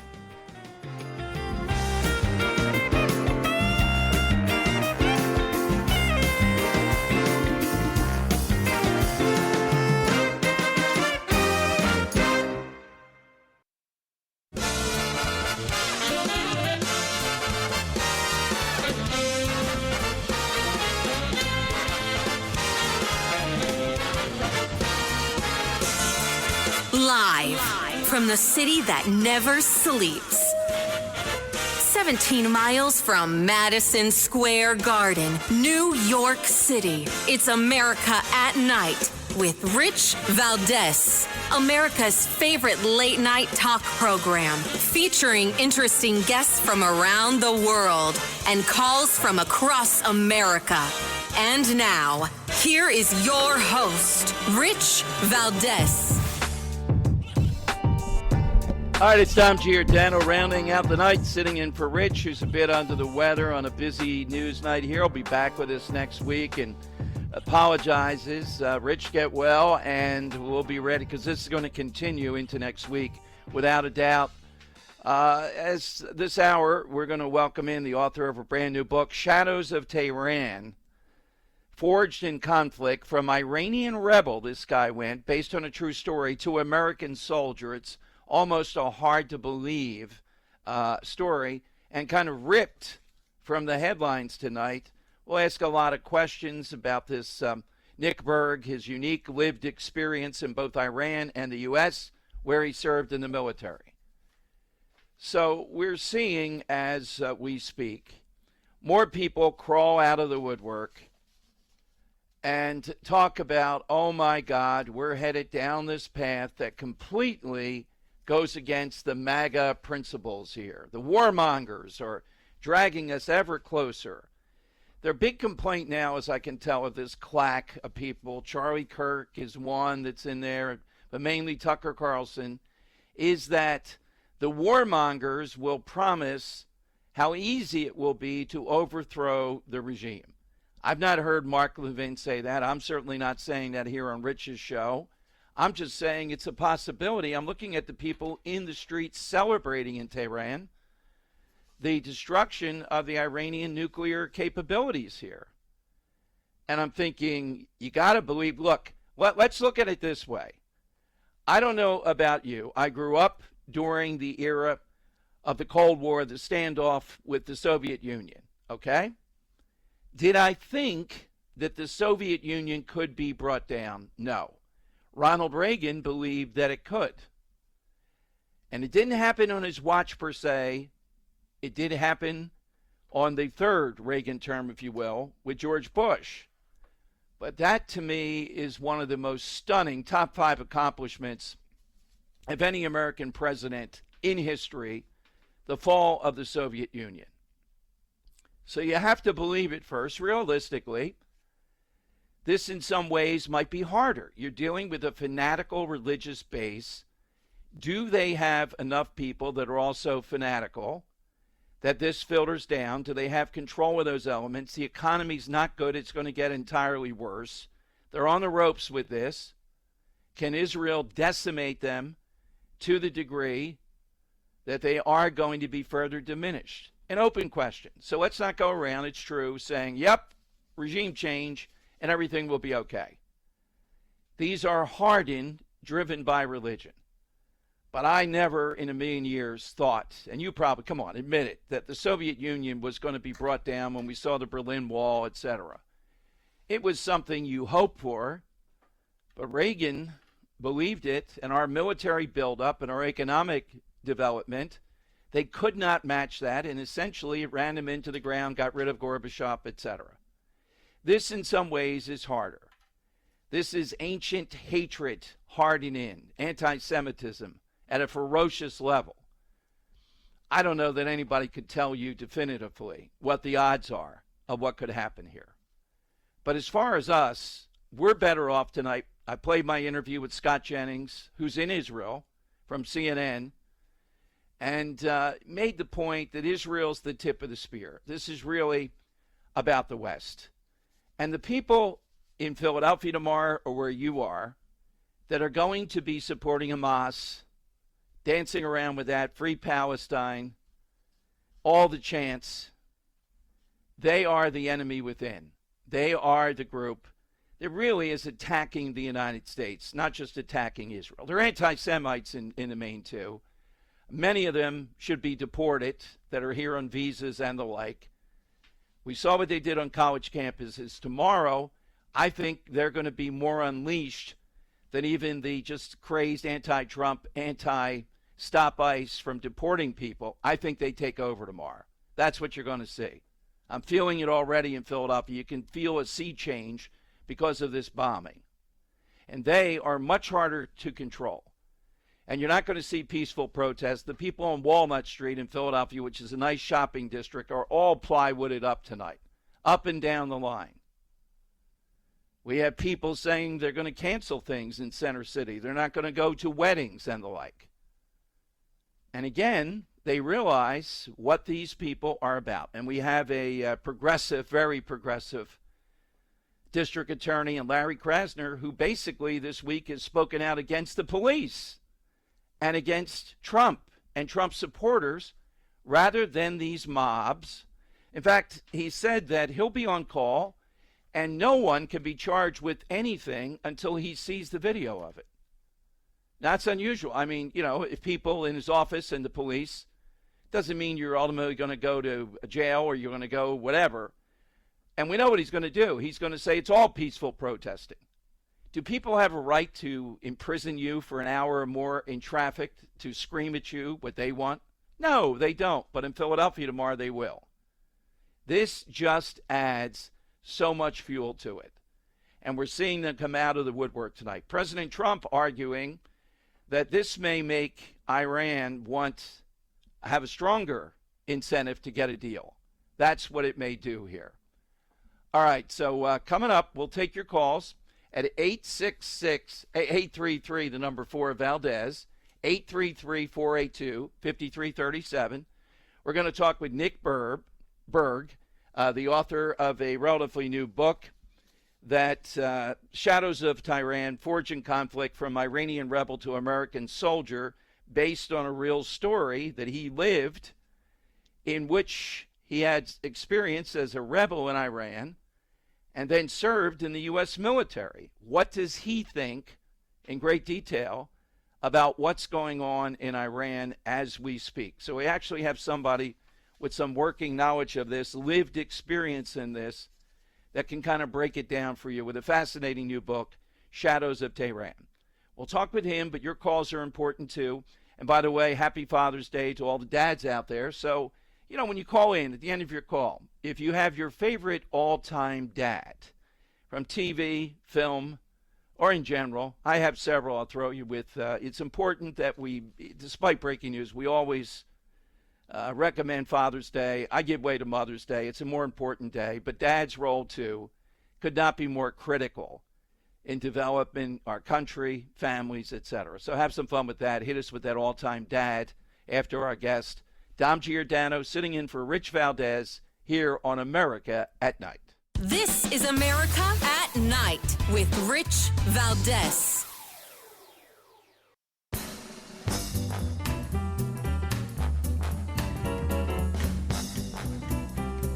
The best guests, the best opinions. This is America at Night with Rich Valdez. Dom Giordano sitting in for Rich. Let's bring in our special guest, Nick Berg, author of Shadows of Tehran, Forged in Conflict from Iranian Rebel to American Soldier, based upon a true story. Nick, thanks for a great book, and what a night to have you on. Thank you very much for joining us. Thank you, Dom. Appreciate it. So, Nick, the core of your story, based upon a real story, Ricardo, living between two worlds. Take us through where you begin with this and what is the unique focus of this character. So the book kind of starts at the beginning of the story, is based on a boy that's born from American father and an Iranian mother in Iran, and grows up in Iran, and finds out that the father leaves right before the Iranian Revolution, the Islamic Revolution in Iran. And after that, he grows up without his dad, and during the revolution in Iran and all of that, and comes to find out later that his dad works for the CIA, and that he becomes a rebel fighter against the Islamic government in Iran and has to get out of Iran really quickly, and makes his way to America and joins the U.S. Special Forces in the U.S., and spends a lot of time fighting in different conflicts, like the first Gulf War, and at some point he ends up back in Iran, and then at the end of it, it's basically, there's a cliffhanger at the end of the book that I don't want to give too much away on it. Oh, come on, Nick. Come on. You're on the Rich Valdez. Yeah. So, Nick, this is the type of story where Hollywood could not concoct it, but it is based upon reality, right? Yes, it is. It is based on reality, and the whole book is about that. It's about resilience. It's about how people can go through things in life and still come out of the other end of it alive and willing and kicking, and being able to push through things. It's about a decision that everyone makes in their life to be a survivor and not a victim. Doesn't matter what happens in your life. It's a personal decision that you have to make not to be a victim, and you can always go through anything. I would agree with you. This book crystallizes that, so it's not only the story, the Hollywood ending, as you said, the cliffhanger, but also it makes us think of our own lives and decisions we're making. So, Nick, having you on the show on a night like this, we see people in the streets in Tehran celebrating, it appears, tens of thousands, it looks like, what the Israelis did with the nuclear capabilities, etc. You writing this book, your background, what would you say the possibility is? Are we going to see people at least attempt again in some ways to try to push back against the regime? I think there's a very good possibility right now for that, and this is a turning point for Iran. And as President Trump said, is that this is the time for Iran to go back and become the peaceful country that it always been before these crazy people took over the government in Iran and run it. This war that Israel is waging against Iran right now is not against Iran or Iranian people. This is against a tyrannical regime that's trying to become has become the menace in the world for the last 40 years.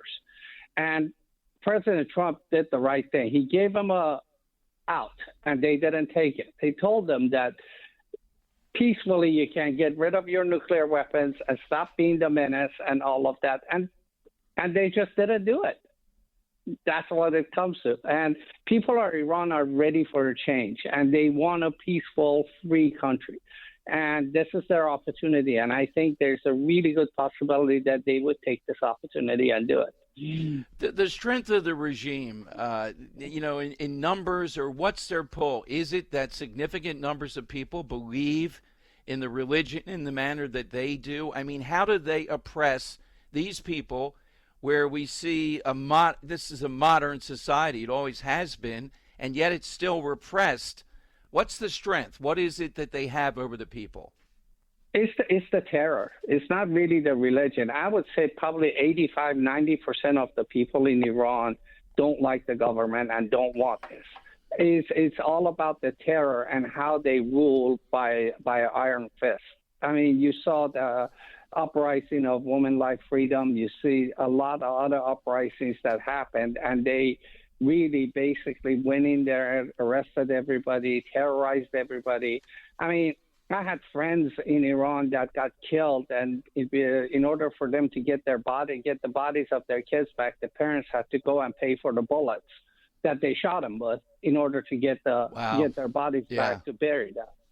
So when you live in that kind of an environment, after a while, and then the revolution at the beginning was a bloody revolution. Then there was the 8-year Iran and Iraq war.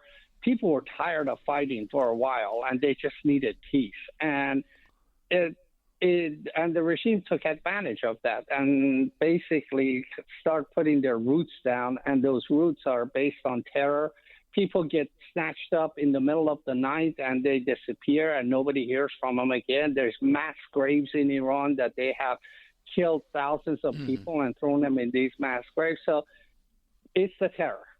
I hear you. More than anything else. Nick Berg with us. Nick, back to your book, Shadows of Tehran. What's the favorite part of your book for our listeners tonight?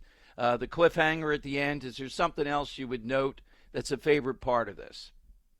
Yeah, it's kind of a story into a story, because one of the things that Ricardo will find out inside of the book, and I'm going to give it away because of your show, is that they will find out that Ricardo's father never really left, and he was actually behind the scenes directing every step of his military career.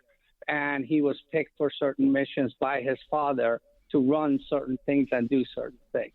I think that's a story that kind of puts a twist into the whole thing.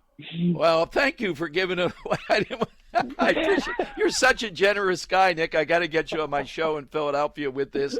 Shadows of Tehran by Nick Berg, and available all over the place. Nick, when you write something or you come on a national show like this and talk about Iran, do you fear for your safety wherever you are in the world, do you fear what we saw happen? It's not on the same level as Salman Rushdie, but your personal safety. At this point, Dom, I got to tell you, I don't really care.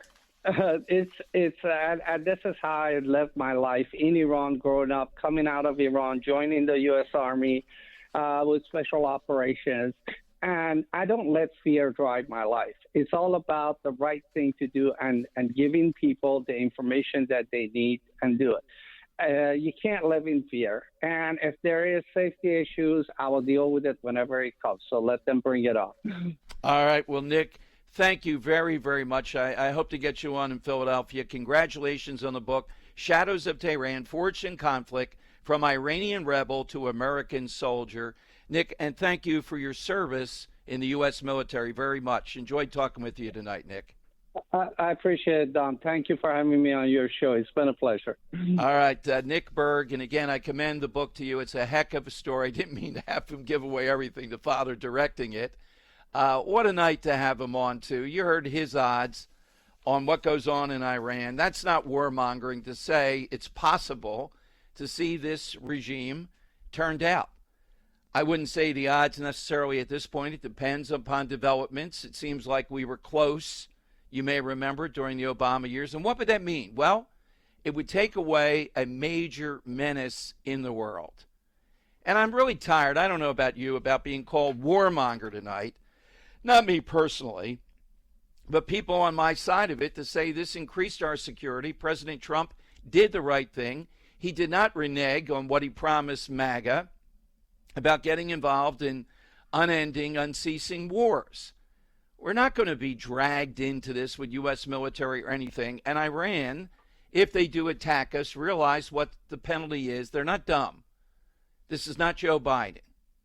Why are these people saying this tonight and trying to claim that Trump is somehow or another betraying, if you were a Trump voter, Trump supporter, one of the core principles? No. We're not going to be intervening around the world on ceasing wars, which really is a legacy of Trump that is unshakable.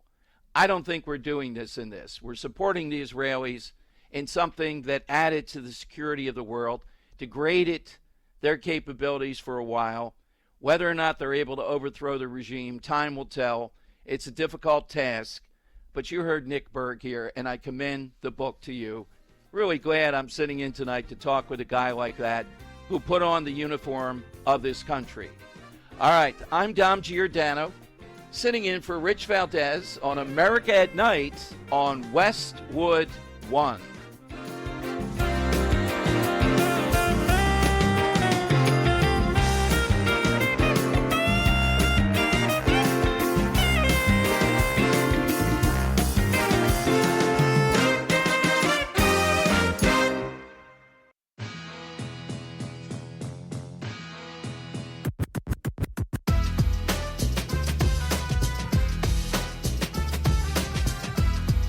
Now, 833-4VALDEZ. That's 833-482-5337. 833-4VALDEZ. That's Valdez with an S. It certainly is. It's Dom with an M, D-O-M, Dom Giordano, sitting in for Rich Valdez tonight. Coming to your calls at 833, the number 4, Valdez. But here's President Trump kind of underlying what I was talking about. Will this bring us, I know in a strange way, closer to a deal with Iran that Trump and Israel could live with, given what the consequences will be and already are if they don't do that? Here's President Trump. We're not going to be making any nuclear dust in Iran, and we've been strong. I want them to succeed. I want them to end up being a great country. Frankly, but they can't have a nuclear weapon. That's the only thing. It's very simple. It's not like I have to give you 30 pages worth of details. There's only one sentence: they can't have a nuclear weapon. And I think we're getting close to maybe doing a deal without having to do this. There's two steps. There's a very, very nice step, and there's a violent step. The violence like people haven't seen before. And I hope we're not going to have to do this. I don't want to do the second step. Some people do. Many people do. I don't want to do that step. So we'll see what happens. But we're in very serious negotiations with Iran. All right, that was pre this, but Trump did also say that they learn the lesson of this and move closer on it. That's going to take more time. You heard Nick Berg, not holding out possibility. I don't know where I would set the odds. They're not high on people will rise up enough to overthrow this murderous regime. They've been very effective forever with the terror that they create. It doesn't appear that people accept this, but somehow or another they have enough numbers and enough power sources to keep them down. We'll see if there's an incident. There was before, years ago, where they were rising up, but we didn't effectively know how to push it over the top. All right, let's go to Skillet in Terrell, Texas, KLIF. Skillet, welcome to the Rich Valdez Show. What's going on, big buddy? You hear me? Yeah, I can hear you loud and clear. Yes. Oh, good. 80,000 people are going to riot in Philly tomorrow. Is that really true? Well, we're expecting, I would say that's the high side. If I had to pin it, it'll be 60,000 in Skillet. They're coming to Philadelphia somehow or another. They're pushing all these people on the East Coast and others. There were 7 cities originally, but because of the backdrop of the history of Philadelphia, they are coming here. We have one of the weakest DAs in the world that is incredibly progressive, so they know they can do almost anything. Well, if that's similar to the L.A. riots, you're looking at the demographics of this thing, probably 50% Muslim, 50% Mexican. I mean, that's a powder keg. All you need to do is light the fuse on that. Are you going to tell me you guys got that constitutional carry out there? Because that could be trouble out there if that's the case. When they protest out here in Texas, they bring long guns, and the cops can't do anything about it. Well, I hear you. Yeah, it is much different in Philadelphia. Thank you, Skillet. Look, we don't know what's going to happen tomorrow. I'm going to give you on the ground, though. The downtown is plywooded up, particularly Walnut Street, which is a really nice shopping area that's been ravaged before. We have the mayor taking a pretty good stance, saying that, no, you have a right, but you're not going to be doing unlawful things. But we have the DA attacking Trump supporters, and attacking ICE. And I have on my show, ICE Philadelphia, on a fairly regular basis. I'm honoring them for the great work they're doing and the threat that they're under. But tomorrow, what you're going to see, the powder keg is this in Philadelphia. The pro-Gaza, the Free Palestine creeps, that group is much more intense. They go after Democrats, too. They stop at nothing. They're unbelievably relentless versus the anti-ICE people. The anti-ICE people, though, stormed the gates and got people out of that detention complex in Newark that's been the source of trouble. And then you see on Twitter tonight hundreds of ICE agents opening the gates and pushing back on them. You know, it reminded me the Philadelphia Eagles have a play that the NFL tried to tush push. This is what it looked like with hundreds of big ICE agents. And when this mob that was pulling down the gates was confronted with the tush push in Newark, it wasn't pretty for them. John in Cleveland, Ohio, KDKA. Hello, John. Welcome to the show. Hello. I'm really concerned about this. I think most people like to say, I don't trust the media, I don't believe the media, but then they proceed to parrot exactly what the media tells them about Russia, China, Cuba, Venezuela, Iran, or North Korea, or any country that defies the crooks and, frankly, liars in Washington and Wall Street.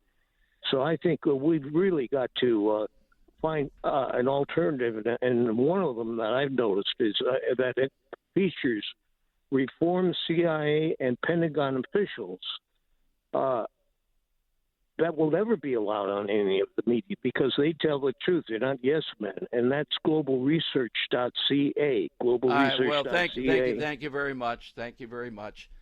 Most of those people that do that just have an axe to grind. They're disgruntled. They often were kicked out because they're bad at their job. So I'm not placing much stake in them. I don't bring on the type of characters you're talking about. running down the country, etc. We already have enough of that. We don't need to encourage it. All right, Father's Day coming up, too, Sunday. Happy Father's Day. I'm a dad of two. Greatest thing in life, 2 boys. If you have an all-time father, you can hit us with that at your end of your call. I'd love to hear that. But, coming off tonight here on Rich's show, the things that are still remaining out there are the following that are going to be talked about in talk radio, which we all love. One, the ability to overthrow the regime in Iran. Did Trump betray the MAGA movement, which is ridiculous? And the third thing I put out there for you, because I'm right here in Philadelphia, this is going to reinvigorate the Free Palestine nuts versus the focus on the deportation. They're involved with that too, but the real hatred, the thing that animates them is to dress up with the headgear, the cosplaying that they do, the support of Hamas, even after October 7th, that sort of stuff. That's what you're going to see playing out here. So that's the left side of it. The right side of it is Tucker Carlson and the boys coming up with this notion that Trump somehow or another is being egged on by forces that betrayed MAGA. They blame Fox. Warmongering here. And I believe we're safer tonight because if Iran had gotten this nuclear weapon, and can I tell you by a matter of days or weeks how close they were, but I do believe they were close and they weren't going to stop. And after this is over, they're going to start up again. But we've degraded it. It takes a period of time to be able to do this. Just look at North Korea. North Korea with a nuclear weapon is very difficult, more difficult to deal with than they ordinarily would be. We just can't have that, particularly in that region. That makes us safer. This is an area where we can have the Israelis do what they're doing and just be supportive. And I think Trump played this very right. Evidence of that, he's being attacked by the far left and the far right. Tucker Carlson on this, duking it out with Mark Levin. Mark Levin is much more right on this than Tucker Carlson is, without a doubt. All right, the 833, the number 4, Valdez, V-A-L-D-E-S, Rich's show here, gets you on board. Watch for these things as they develop. And tomorrow, when you're watching the coverage, Philadelphia has just kind of evolved into the epicenter of this tomorrow. There were 7 big cities that were going to be the focal point. And because of the East Coast, they're not going to go to Washington, apparently. I think they're afraid that some of these nuts are going to jump in front of tanks thinking they're brave like Tiananmen Square. Yeah, try doing that in communist China. That's bravery. Here, you're just a jerk. So not too much in Washington. All of it's going to filter, even though there's smaller towns where you are and around me, to Philadelphia. And they're going to march toward the art museum, the historic sites. They hate the founding fathers, but they love using that backdrop. And Randi Weingarten tomorrow is going to lecture us on democracy. You know her, the head of the American Federation of Teachers. She's the one that kept our kids out of school for her own power base of crazed teacher union types longer than they should have, much longer, when the CDC was going to reopen it. And we're going to listen to her tell us about democracy was under fire. How many businesses were lost? How many people lost their jobs? How many people were kicked out of the military? How many kids fell incredibly behind? It's the biggest scandal in America. In some of these inner city schools, they were already years behind. Now they're 5 to 8 to 10 years behind, and no one cares. No, Randy, you don't have the leverage to do that. But that's tomorrow. And there will be people that will see the opportunities with blocking of traffic and the sheer numbers to do all kinds of unlawful things, probably start the looting that we saw in L.A. That's why the plywood's there already. All right, we'll take your calls, though. 833, the number 4, Valdez. This is America at Night with Rich Valdez. Call now, 833-4-VALDEZ. That's 833-482-5337. 833-4-VALDEZ. That's Valdez with an S.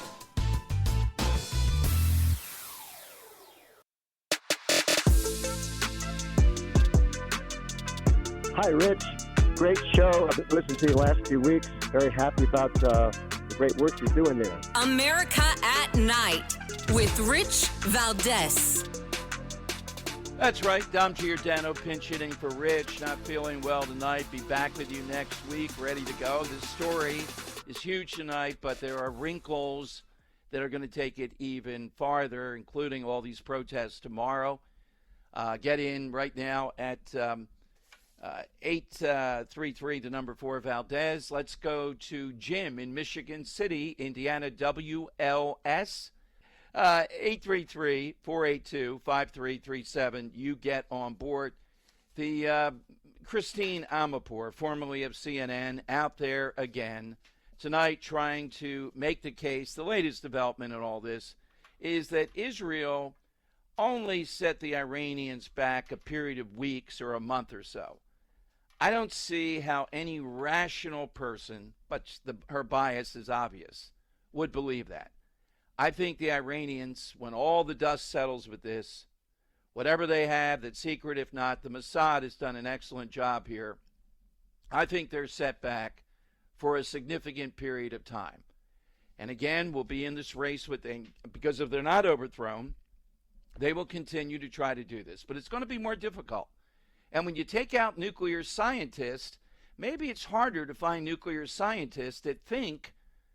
I mean, the one guy they took out, they targeted from over 200 kilometers and hit just his apartment in this high-rise. That's pretty good shooting.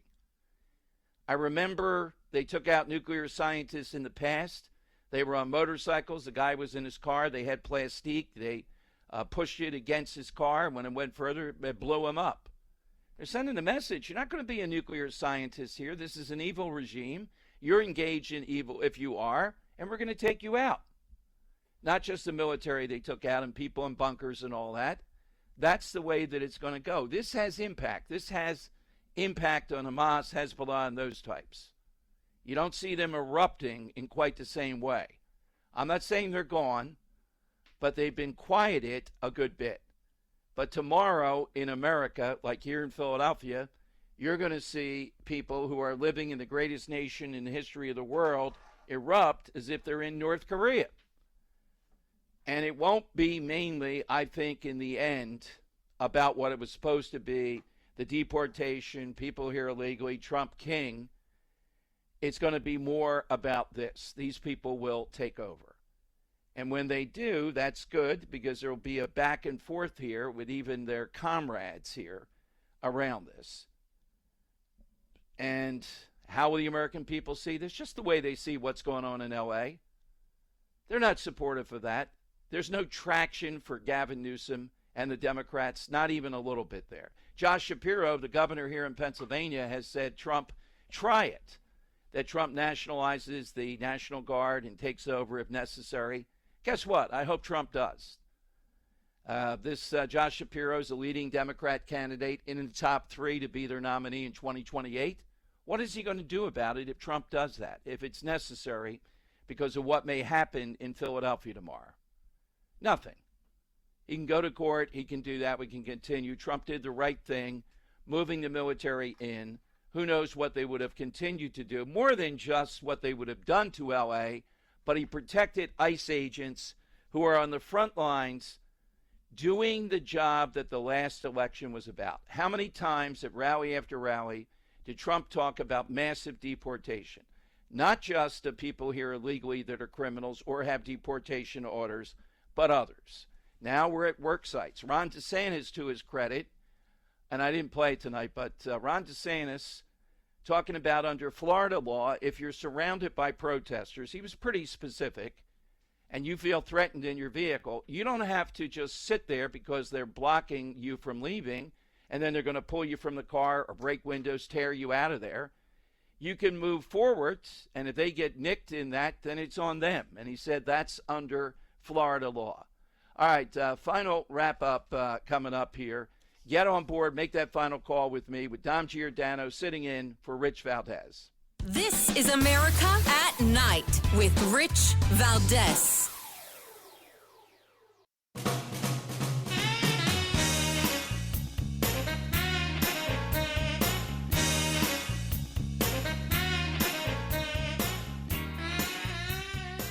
And we also have a policy that if you're driving on one of those streets and a mob comes and surrounds your vehicle and threatens you, you have a right to flee for your safety.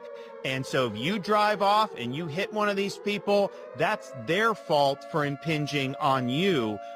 You don't have to sit there and just be a sitting duck and let the mob grab you out of your car and drag you through the streets. You have a right to defend yourself in Florida. All right, that is Ron DeSantis. I don't know why the sirens were there. I would have couched it more. Go to a police station after that. But DeSantis making a great point there. Thanks, Producer Rich, for pulling that at least in Florida, probably in Texas, places like that, you don't have to feel you're under threat. What am I going to do? I got to sit here and wonder if they're going to kill me, attack me. I have kids in the car, break windows or whatever. You can drive on. Not saying you go at high speed, that you're just intentionally trying to run people over. Try to take evasive action. Get out of there. That's what DeSantis is talking about. But I agree with him. And I think a jury in Florida, certainly, if it did come to that, he's saying, particularly you go to the police right away, you're not fleeing the accident, you tell them what happened. Get on your phone if you have a phone. Pull up, tell them what happened. You were surrounded, feared for your life or bodily injury. I've told my wife that. You don't have to sit there and wonder what they're going to do to you. That doesn't mean you can drive through with police. If police are there and they're directing you, you can't drive, they're going to let them block the street. Well, then you can't do too much. You're stuck. This is, though, if you happen upon this, DeSantis talking about it, and you feel threatened in this manner, then at least in a place like Florida, you have somebody that's going to back you on this. So as this hour ends tonight, in Israel, we're going to see wave after wave this weekend of attacks. Iran has enough drones, enough stuff to do this. But the bottom line is, in any fair sense, I believe their nuclear capability has been degraded. I think they're feeling tremendous pressure, seeing those people in the streets of Tehran celebrating. It's a modern country with educated people. You heard from Nick Berg here on Rich's show lay out what it would take to put even more pressure on them. It's great to be with you tonight. Hope to be back again soon. Hope Rich is on the mend. We'll be back next week. Thanks to producer Rich Good tonight for keeping the trains running. And for Alex Hinton, behind the scenes, keeping the show going. Such a pleasure to sit in. Follow me on Twitter at DomShow1210. Dom Giordano, sitting in for Rich Valdez on America at Night. All this on Westwood One.